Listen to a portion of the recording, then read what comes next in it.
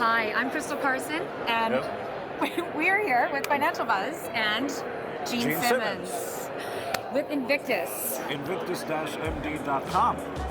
Right. So, Gene, I guess that leads into my first question. Yes. Why cannabis? Why Invictus? What's your goal with this company? I don't have any goal except to say that I have to, as a confessional, say that I was completely wrong, misinformed, arrogant, and dismissive about the entire cannabis industry. I was dismissive like a lot of Americans are. Oh, it's that crazy stuff. Actually, it's not. And so I'm part of Invictus. I'm the Chief Evangelist Officer, but I'm not here to promote or do anything other than to let people know that I have a vested interest in the company. I believe in the company, so they gave me stock, and I appear and talk to people, but I would urge everybody to ignore what we're talking about. Do your own research, find out what the medicinal value of cannabis could be for you. When I saw a 6-year-old girl suffering from epilepsy on a video, and then outside of that, no pills, no invasion, nothing, an ointment was rubbed on her based out of a cannabis-based product, and miraculously, seemingly, she looked cured. Right. So, again, ignore everything we're saying. Do your own research. If your child had, God forbid, a terrible disease, and if your prognosis from the doctor was, we recommend cannabis, what would you do? Say, no, I don't want to do that kind of course you would do. So, again, this ain't promotion, this ain't hype, this ain't anything. I urge you to do your own research. Find out what scientists are telling us about cannabis. More specifically, if you're interested more, we're one of a number of very good companies. We are Invictus-MD.com. So, Gene, that is something, I'm Canadian, so we have a lot more awareness and we're being educated on this all the time. It's legalized. Now, when you're looking at cannabis companies, as an investor, you have a vested interest in the industry. How do you decide on companies, and how do you determine what companies to look at, and like what brands are out there? Like, where can people do the research? Top down.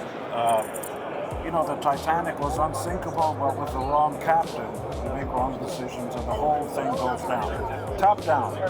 Follow, do the research on who's holding the company, find out if there's any debt, what there is, all that stuff, and then go down. Don't go bottom up. And that's it. Our new CEO is over there. Yes, George. We're going to interview him. Always do what I say. Here's George. Okay. We know each other. Yes. There we go. All right. Hello. So, George, nice to see you. Pleasure to be here. Thanks. So you're the newly appointed CEO of Invictus. I am. And we were just talking to Gene about why he's gotten involved in the cannabis industry. What's your background, and what made you want to get involved with Invictus and just become aboard? I'm a longtime international executive from Big Tobacco. Yeah. I spent a lifetime rolling up basically what exists today as the global tobacco industry, globally.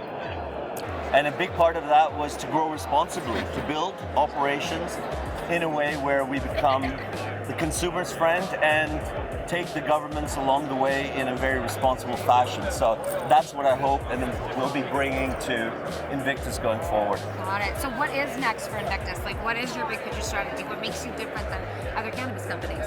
I think fundamentally it is, as we said, in terms of responsibility, governance, a very laser-focused vision on growth.